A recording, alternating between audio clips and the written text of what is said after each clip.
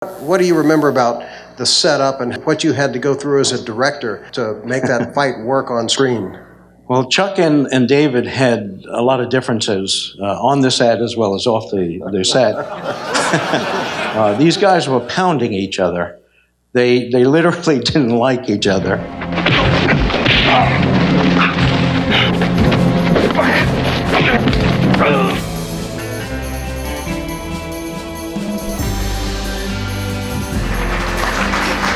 Hi, I'm Rob Word. Welcome to A Word on Westerns. Today we've got a guest, Steve Carver, the director of a terrific action movie, Lone Wolf McQuade. Let's give him a big hand. Steve, come on up.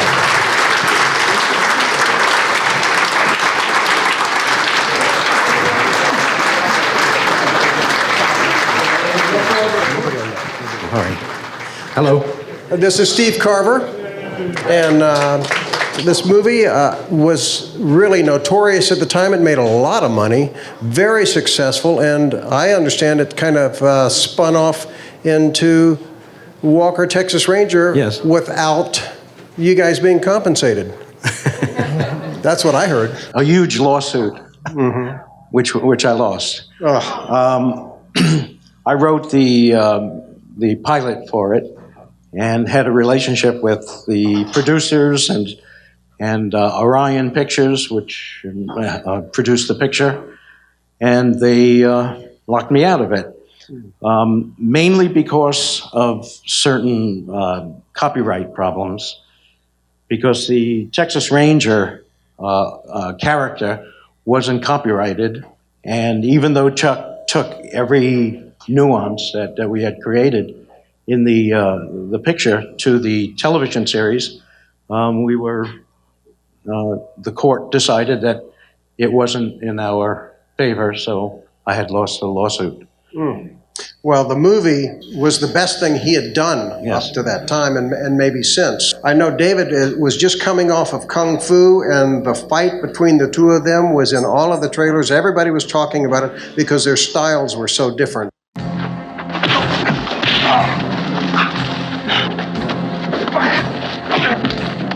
What do you remember about the setup and what you had to go through as a director to make that fight work on screen? Well, Chuck and David had a lot of differences on the set as well as off the set. The fight that was choreographed was something that really on film you really don't see the contact that they make. These guys were pounding each other. They literally didn't like each other and had a competition with regard to their styles. David being the Kung Fu and the very stylistic fighting, which he was not trained to do. He learned it, and basically it's movie magic that created his style. Well, wasn't his more like a dance because of the camera? He was working when he developed it. He used the animals and all that style stuff. And Chuck was very much against it because he had learned his karate in the Air Force in Korea. And his style was knock the guy out. And David, his style was to dance around him and not be knocked out. So they never really got together, and a lot of the choreography was on the spot. It was designed to make it look good. It's kind of weird when you have two actors that you're supposed to protect as a director, and they're going into it. They're getting at each other. And when I call cut and we set up for another setup, I mean, they're not talking with each other. They're not practicing. They're not, rehearsing. And when I call action, they go at each other. So that was quite a fight. And we had a lot of cameras rolling, and really some of the good stuff wasn't put in the film, unfortunately. Now, what happened to the outtakes, the dailies that were good? Are they still around? They're still, yeah, but because of the lawsuit, it's very strange how Hollywood works. Once you have a lawsuit, everything is taboo. You can't do things that normally people do. For instance, like show a clip of the movie and so on, because everything gets defined in court as to what you can show and what you can use and who owns it and so on. How involved were you in the editing process in posting the film with the fights? Very. The director does a director's cut, and then the producer comes in, which I was the producer as well, and deals with a final cut. And then Orion, who was the company that their production, they come in and do some trims, but they didn't do very much.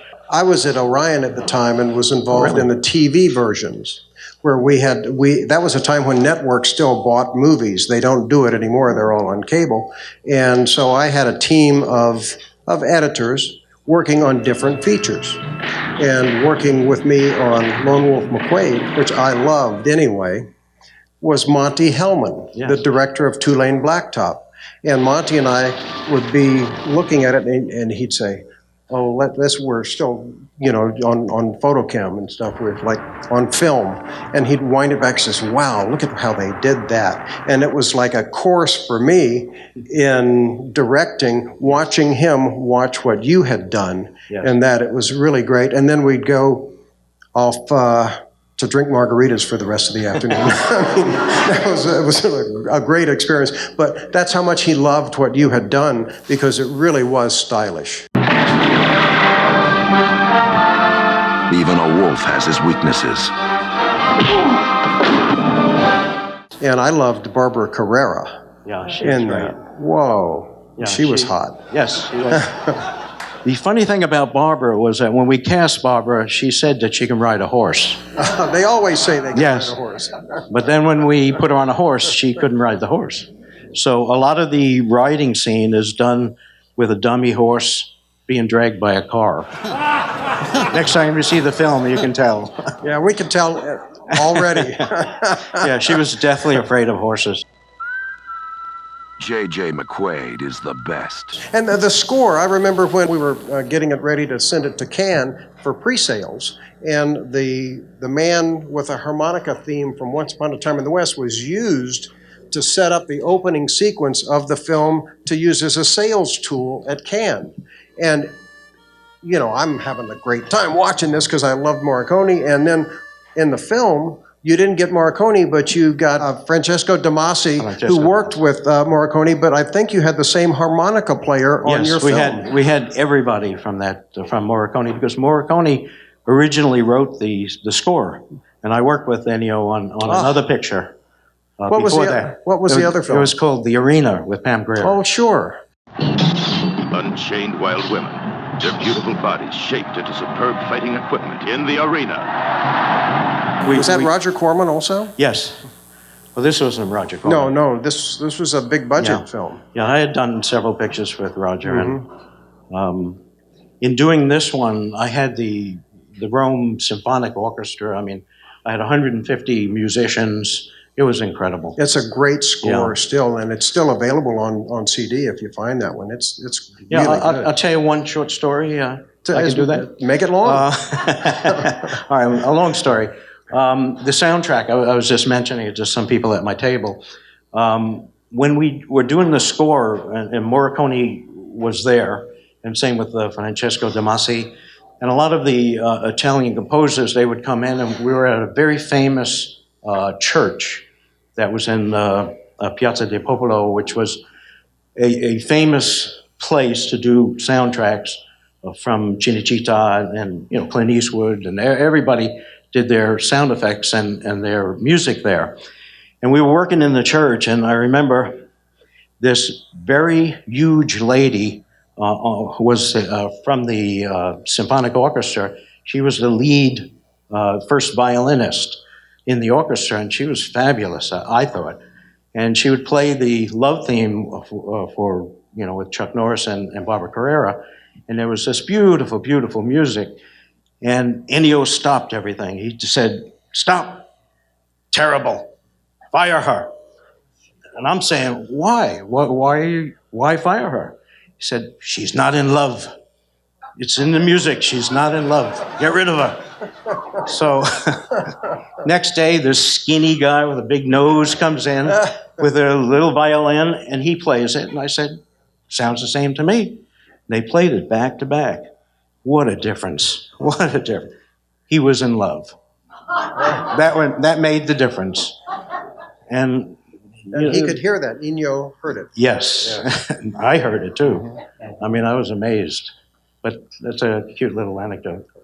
It's great. Well, we love Ennio, and now, he said the other day that he regretted never doing a score for a film Clint Eastwood directed because he felt it was an insult to Sergio Leone, and he said he made a mistake by not scoring a Clint Eastwood movie. But now, of course, he's done bits and pieces for different ones for Quentin Tarantino. So how long did you work with Ennio then? You'd worked with him on The Arena? On two films. And then on this as well. Why was he not used for the final? Because he was on another picture. The Italians work different than Americans. They share things. They're more collaborative. They're much better adapted to the getting involved in the feeling of the film, and they love each other too. I mean, they're a very close-knit group. Here, it's a competitive situation. Composers hate each other. And you work with one composer, you can't hire another if they don't like each other. That's how it works. I mean, it doesn't work that way with actors, but it does work that way with behind-the-scene people. Well, with actors and directors find actors that they like to work with over and over again. And I know you've worked with a couple guys who were in this, L.Q. Jones and R.G. Armstrong, who were in Lone Wolf, and you've used them in several other 6 films. or 7 films. I met Sam Peckinpah when I was at the American Film Institute, and he struck me as a guy that had an understanding about actors in the sense that if you work with a certain ensemble group, you get a feel for who they are, what they can do, and it just takes a look for them to be directed. And I found that to be true. I started working with certain actors that I just look at them and they knew exactly what was wrong with the take or what they should be doing. And I mean, it's sort of like sign language, and you create that relationship, that connection. And it's so easy. When you work with somebody that you don't know, you have to go through a lot of political stuff, diplomatic stuff, and you literally get a feeling that if you don't prove yourself, you don't get respected on the set, you don't get anything. I mean, you get work, but you don't get special stuff. Mm-hmm. And I found out that by hiring certain character actors that really had a love for what they were doing over and over again, you get better work. Mm-hmm. And so a lot of my pictures were successful because of that. Mm-hmm. Mm-hmm. Well, you're working on something right now where you're taking some of these great character actors and putting together a coffee table photo book. You started your career out of college as a photographer. Yes. Tell us about the book. Well, the book is called Unsung Heroes and Villains of the Silver Screen, and the photographs that I'm doing are reminiscent of pictures that were made 150 years ago. I use the process, a film negative process, and a time exposure. Morgan can tell you about it because he sat in one, and it's a very special image that comes to light. It's not a snapshot. It has nothing to do with digital work. The lighting, the sets, everything that's involved is all analog and all old-fashioned or whatever you want to call it, similar to making movies the way that I used to make movies. I mean, it's a little different now, but I don't know, it's hard to explain, but something special comes to light. The characters that when they sit, come through. It's almost as if the camera picks up and captures something very special. And this is a book that I've been working on for over 20 years. Mm-hmm. And I started in 1996. I think that's when we had made that image. And I'm continuing it now because I built a studio And I have everything that I need as far as my tools are concerned. And we build the sets, and the actors come. And it just takes 2 or 3 hours, but within that time, something special is captured. Who are some of the people you photographed? Well, RG, LQ, Denver Pyle, David Carradine. I mean, I've done 42 to date, I think. And I need another 40. And who were your inspirations as photographers that you looked at, studied as when you were in school? One name, Edward Sheriff Curtis. I mean, his photographs, his portraiture is the essence of the West, And the Native American. he did interior and exterior of, Yes. of the Indians, mostly the Plains Indians, but he also went up to Alaska and shot. Yes. Did he use special lighting, or was it all natural light? He did both because he did a lot of studio work, but there's something about a lens on a camera, a certain type of camera. I use a Hasselblad, but I use a very special lens. It's old glass, and it doesn't have a lot of coating on it, which, because it's black and white, it doesn't affect the colorization, but it picks up. In black and white photography, there are 10,000 grays. And when you have that much latitude within the negative, you literally get detail that the human eye doesn't pick up. I can look at the actor, but what's photographed, totally different. Wow. Well, I want to thank Steve for being here today. This is fascinating. And it wasn't so bad, was it? Thank you. It's good. We look forward to the book and more, and thank you all for coming. I love doing this, and I'm glad everybody does too. Thank you.